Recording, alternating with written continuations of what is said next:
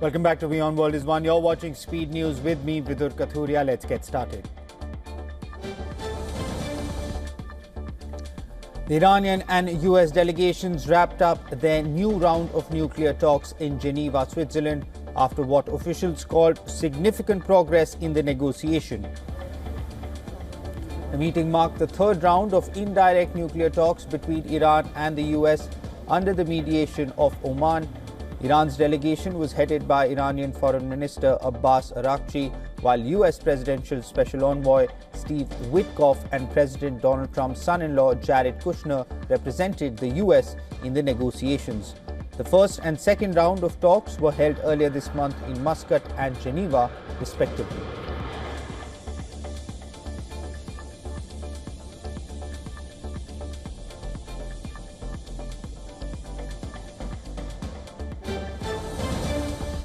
Iranian Foreign Minister Abbas Araghchi described talks between the US and Iran aimed at resolving a long-standing nuclear dispute and averting new US strikes as some of the most serious negotiations the two countries have ever had. He added the Iranians had clearly expressed their demand for lifting of US sanctions, which Washington has long insisted will only come after deep concessions from Tehran. There was no immediate comment from the US negotiation team on the outcome of the talks.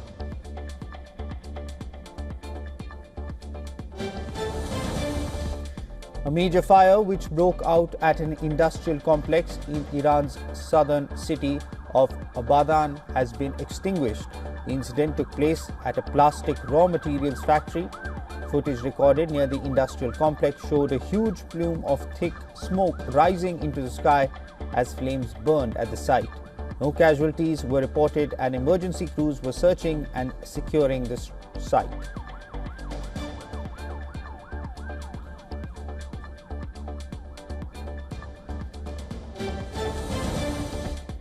Israel launched airstrikes on several towns in the Bekaa Valley in eastern Lebanon, killing at least one person. Lebanon's health ministry said a 16-year-old Syrian boy was killed and another injured. The raids targeted areas around the villages in the Bekaa, coinciding with the low-altitude flights by Israeli fighter jets. Additional strikes were reported in the western Baalbek area and the north of Bekaa Valley, near the city of Hermel. The bombardment triggered loud explosions across the area, which is near the Syria border.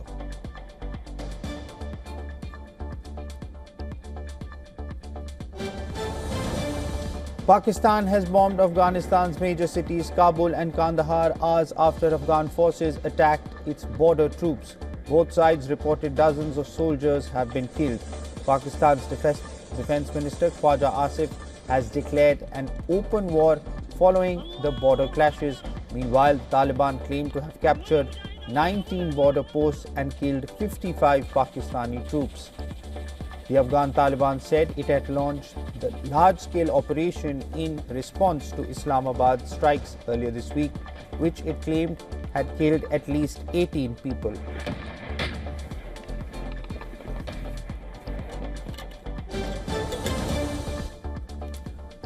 Talks between US and Ukraine concluded in Geneva, and preparations are underway for the next round of negotiations. Ukraine's National Security and Defense Council Secretary said the objective is to make the next trilateral meeting involving the US and Russia as substantive as possible. The Ukrainian delegation was led by Rustem Umerov, while the US delegation was led by US Presidential Special Envoy Steve Witkoff and President Donald Trump's son-in-law Jared Kushner. Russia's Presidential Special Envoy Kirill Dmitriev also held talks with US representatives in Geneva and declined to comment on the results.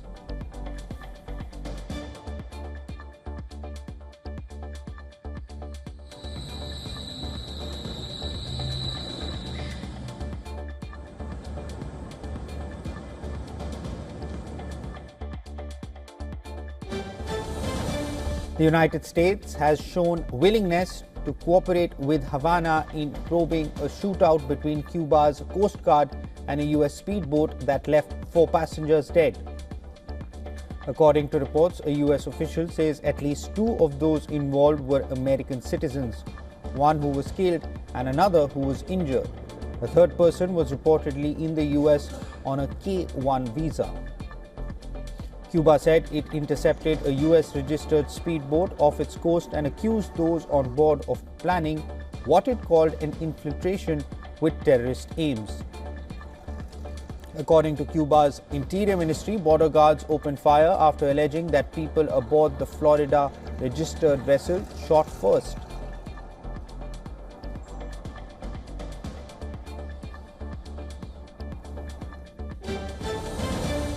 Venezuela's interim leader, Delcy Rodriguez, asked US President Donald Trump to end all penalties on the South American country, calling the two nations friends and partners following the ouster of Nicolas Maduro on January 3rd. In December, Trump ordered a blockade of sanctioned oil vessels heading to and from Venezuela. A raft of other sanctions have been applied to individuals and state entities in Caracas. Then, on January 3rd, US Special Forces detained Maduro and his wife in a daring raid, bringing them to the United States to stand trial on criminal charges.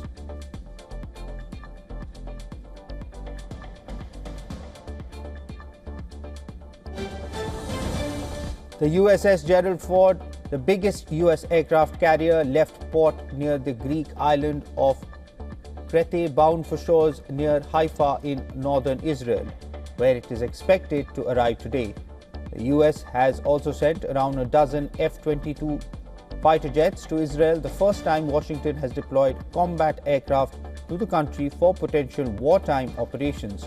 The Trump administration has not formally announced the deployment. Trump said on February 19th that Iran must make a deal in 10 to 15 days, warning that really bad things would otherwise happen. The deployment comes against the backdrop of a major US military buildup in West Asia ordered by Trump.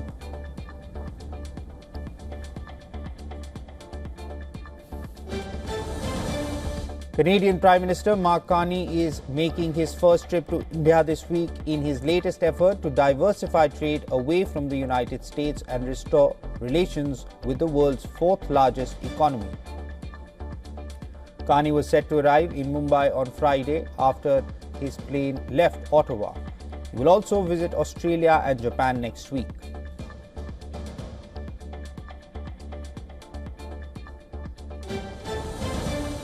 Federal immigration agents have detained a Columbia University student in her campus apartment. However, hours after she was taken into custody, New York City Mayor Zohran Mamdani said President Donald Trump had agreed to release her immediately.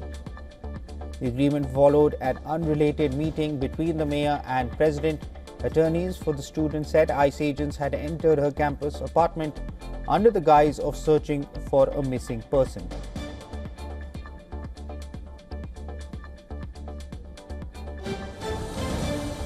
Former US Secretary of State Hillary Clinton dismissed any personal connection to late disgraced financier Jeffrey Epstein, telling lawmakers she had no knowledge of crimes committed by Epstein or Ghislaine Maxwell.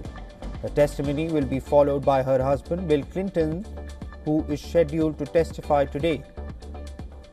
During her appearance, Clinton said she had answered all questions as fully as she could in her testimony. She further claimed of having no knowledge of who Epstein was nor visiting his island office or residences, while describing Maxwell as nothing more than a mere acquaintance. Clinton defended her husband, saying she is confident Bill Clinton knew nothing of Epstein's crimes.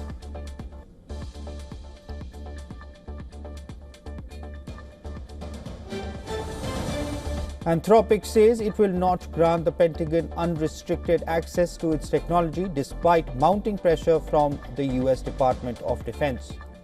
Washington has set a deadline until Friday for the AI company to agree to unconditional military use of its systems or potentially face severe consequences. After meeting with Anthropic earlier this week, the Pentagon issued a blunt ultimatum: agree to unrestricted military use of its technology or face being forced to comply under the Defense Production Act.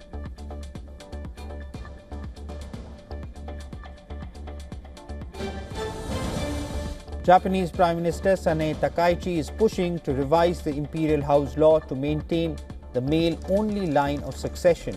A staunch conservative, Takaichi views this as a task that goes to the foundations of the state and cannot be postponed. Her administration opposes female imperial succession.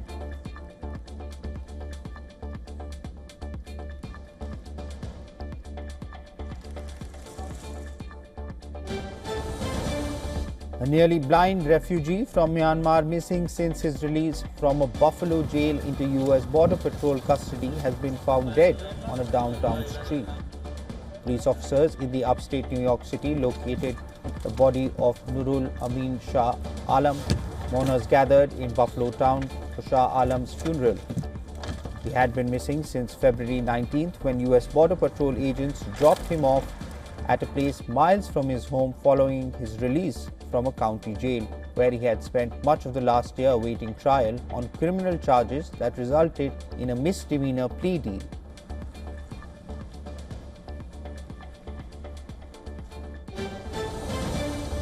Across Pakistan's northern mountains, winters are arriving later and behaving unpredictably. Cold spells are shorter, freeze-thaw cycles unstable in the wider Hindu Kush Himalayan region. Scientists report fewer extreme cold events and shorter snow seasons, what locals call a snow drought, and snowfall fails to settle. The changes are visible in Hunza. Data compiled by a climate analytics platform show average winter precipitation has fallen about 30% since the late 2010s, recording 4 consecutive years of below normal. Some recent winters have also been 2 to 3 degrees Celsius milder, so less snow to sustain lasting ice.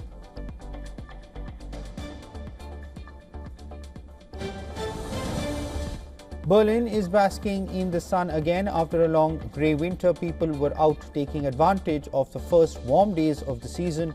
The first ice cream shops also reopened their doors to a steady stream of customers. Temperatures of up to 17 degrees Celsius were forecast for Berlin in some areas. Temperatures are supposed to shoot up above 20 degrees in the southwest. The weather situation is characterized by high air pressure over Eastern Europe and low air pressure over northwestern Europe, with Germany lying between the two.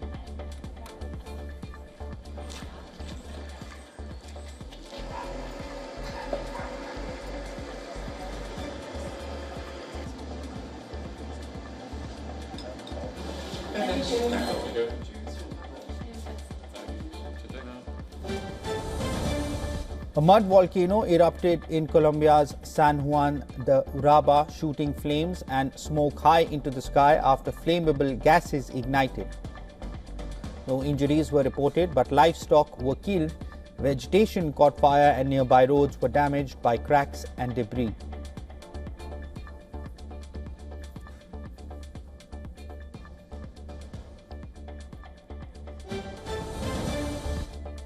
India is likely to record one of its warmest Marches on record, with above average temperatures forecast in key wheat and oil seed growing states, potentially cutting yields.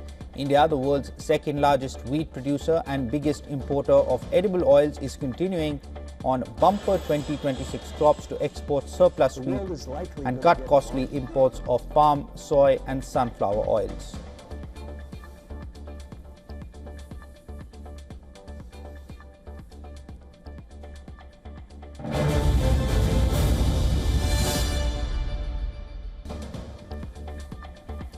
Asian markets fell Friday as investors pulled back from risk amid concerns over high AI valuations and rising geopolitical tensions involving the US and Iran.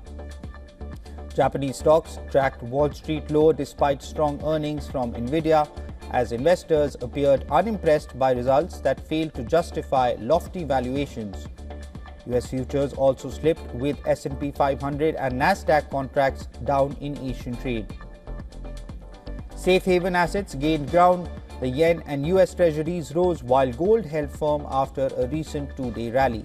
Investors now remain focused on AI momentum and geopolitical developments driving global sentiment.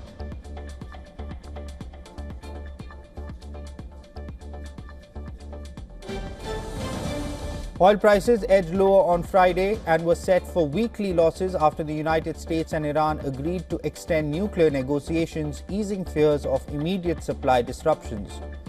Brent crude slipped 0.4% to around $70 a barrel. The benchmark was on track to post losses of nearly 2% for the week. Prices had briefly jumped more than $1 during talks in Geneva after reports suggested negotiations had stalled over uranium enrichment demands. But crude paired gains after Oman's foreign minister said progress had been made.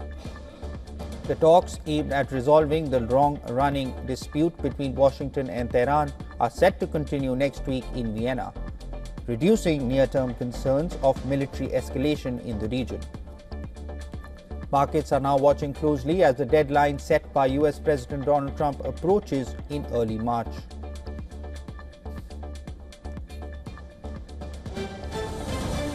Gold prices were little changed on Friday. Spot gold hovered near $5,169 an ounce, while US futures settled slightly lower. Analysts say bullion is struggling to break above key resistance levels, with traders cautious that a geopolitical breakthrough could trigger short-term pullbacks. A senior Iranian official indicated a potential framework deal is possible if nuclear and non-nuclear issues are separated, though gaps remain ahead of the next round of negotiations.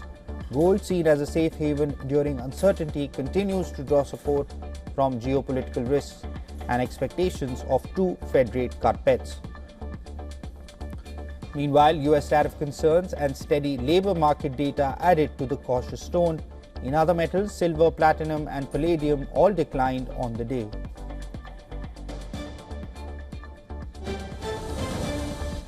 An advisor to Europe's top court has backed EU antitrust regulators in their dispute with Meta.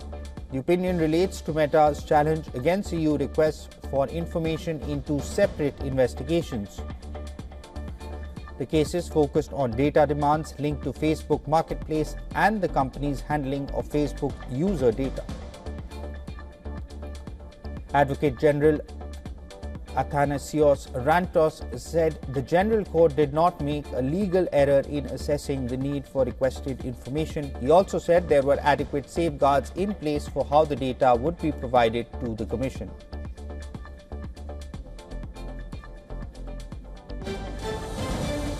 Apple is in discussions with major Indian banks to roll out Apple Pay in the country. The iPhone makers is in talks with ICICI Bank, HDFC Bank and Axis Bank for the payment service. The company is also engaging with global card networks as part of the plan. According to a Bloomberg report, Apple is targeting a launch around the middle of 2026. The talk signals Apple push to expand its fintech ecosystem in one of the world's fastest growing digital payment markets. The move could intensify competition in India's mobile payment space.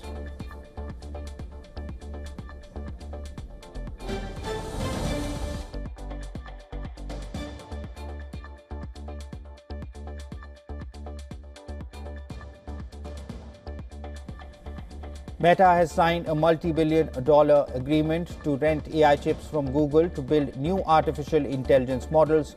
The multi-year deal involves Google's Tensor processing unit, seen as an alternative to NVIDIA's dominant AI GPUs. The move comes as tech giants race to secure chip supply and scale AI infrastructure. Earlier this week, AMD said it would sell up to $60 billion worth of AI chips to Meta. The Facebook parent has also struck a separate deal with NVIDIA for its current and next generation AI chips.